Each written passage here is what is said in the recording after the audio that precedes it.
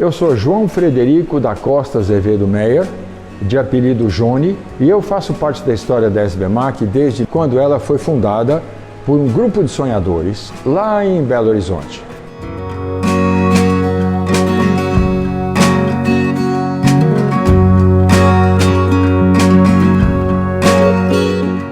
Eu sou nascido em Mojimirim, caipira de formação e genética. Eu ia relativamente bem em matemática e eu era obrigado a ir bem em português e francês, porque quando minha mãe foi nos matricular numa escola em Lisboa, onde meu pai foi trabalhar, a diretora disse para minha mãe com ar de desprezo que ela aceitava aluno brasileiro, mas os brasileiros são muito preguiçosos. A minha mãe, como era professora de línguas neolatinas, português, francês, espanhol, italiano, ela fez questão de dar aula para nós todas as terças e quintas à noite, para que nós fôssemos muito bem em português e francês com essa professora. E nós fomos. Mas não era a minha paixão. E aí, quando eu vim para o Brasil, fui morar em Niterói. Eu tive um professor no Liceu Nilo Peçanha horroroso. Eu odiava matemática. E eu fui aluno de uma professora, Maria Cecília, que é irmã de uma das principais pessoas da história da SBMAC, falecida, Beatriz Neves. E eu fui aluno da Maria Cecília Neves. E ela me disse, você tem que voltar para a matemática. Mas eu odeio matemática. Você não odeia matemática. Você teve problema com o professor de matemática. E eu acho que isso acontece com muitas pessoas que odeiam matemática, porque a matemática é uma atividade humana. Então, há certas coisas da matemática que vêm com a gente. Aliás, a gente entra na escola sem saber que sabe, né? Tem um monte de coisa que a gente sabe e que a gente não sabe que isso tem valor, porque tudo é novo. Quando eu entrei na Unicamp, foi bem assim. Minha primeira aula, o professor de física escrevia equações da física como se eu soubesse calcular a derivada, coisa que eu não sabia. E ele escrevia x com 2 pontinhos em cima, eu copiei aquilo direitinho. Eu não tinha a menor ideia do que ele estava falando. Mas quando vieram os professores de matemática, eram pessoas com brilho nos olhos. Então, era impossível não ser seduzido por essa paixão. Não tinha como eu não acender esse tesão pela matemática.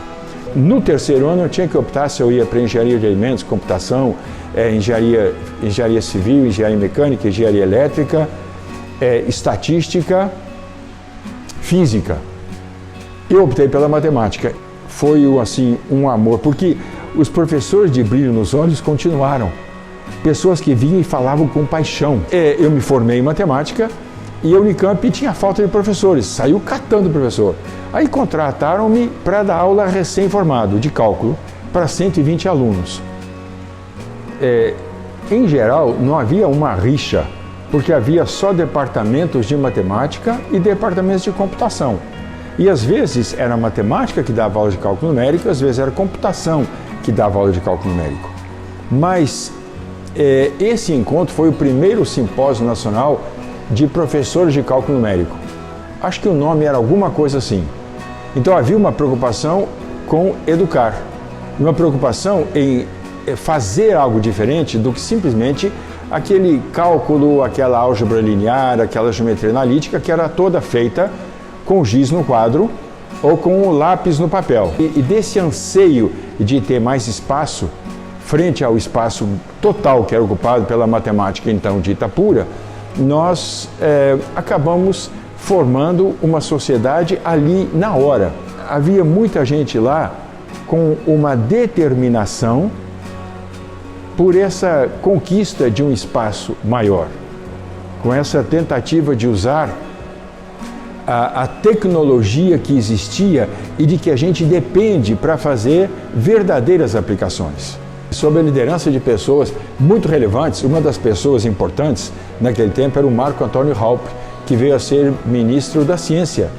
Foi orientador da professora Maria Cristina de Castro Cunha e foi diretor do LAC, que depois virou LCC e hoje é o LNCC.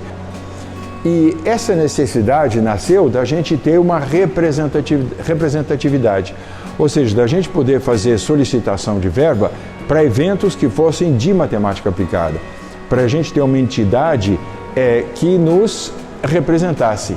A sociedade era muito inclusiva.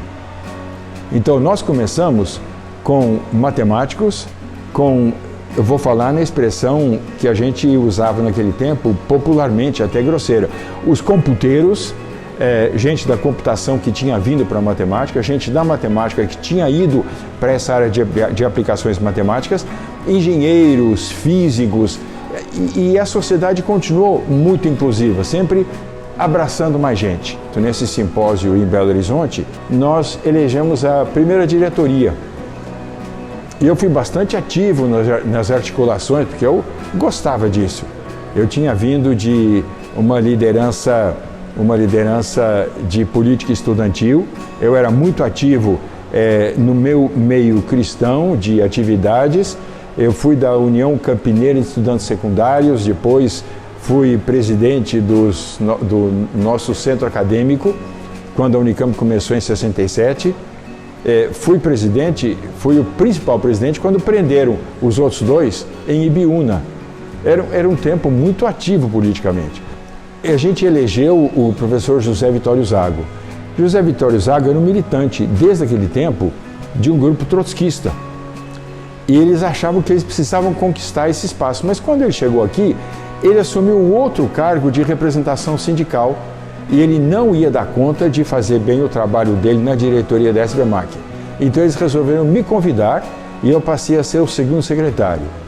A situação política era muito importante naquele tempo, muito importante.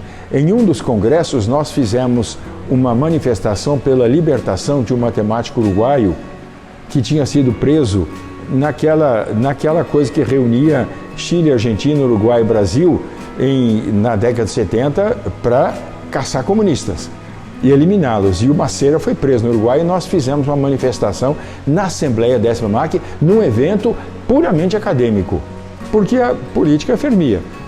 E o meu pai precisou sair do Brasil. Meu pai chegou um dia, reuniu a família e falou: o que vocês acham da gente morar na Suíça? A minha mãe já sabia e a minha mãe estava quieta olhando para a toalha, era tudo em volta da mesa de jantar. E eu perguntei quando. E o meu pai, sorridente, pastor, presbiteriano, aquela coisa para ele, tudo era bom, né? Sexta-feira. E eu falei: acabo de prender meus colegas de Ibiúna, eu sou presidente do centro acadêmico, eu não posso ir embora, eu tenho que ficar aqui. A minha mãe olhou para mim com aquela cara de mãe quando o filho vai fazer alguma coisa. Ela falou: mas você vai ficar sozinho? Eu falei: como é que eu vou abandonar a nossa luta, meus colegas? Bom, deu no que deu. Eu achava que eu tinha que salvar o Brasil, deu nisso que está aí. A minha relação com a SBMAC é total. Eu só perdi eventos da matemática aplicada por questão ou de saúde ou por falta de dinheiro. Então eu participei muito ativamente. Então eu carreguei apostila, carreguei computador, servi água, servi café, servi biscoito, tudo. E eu faço isso até hoje. Existe uma coisa que acontece, é que quando a SBMAC inclui as pessoas, isso reconhece o que nós fazemos. Não é que a universidade não reconheça, mas nós temos uma atividade em que o nosso esforço para lutar com uma matemática, no sentido de Paulo Freire, que esteja a serviço da sociedade, o reconhecimento via uma sociedade formal é muito importante. E nisso eu me sinto totalmente em casa na SBMAC.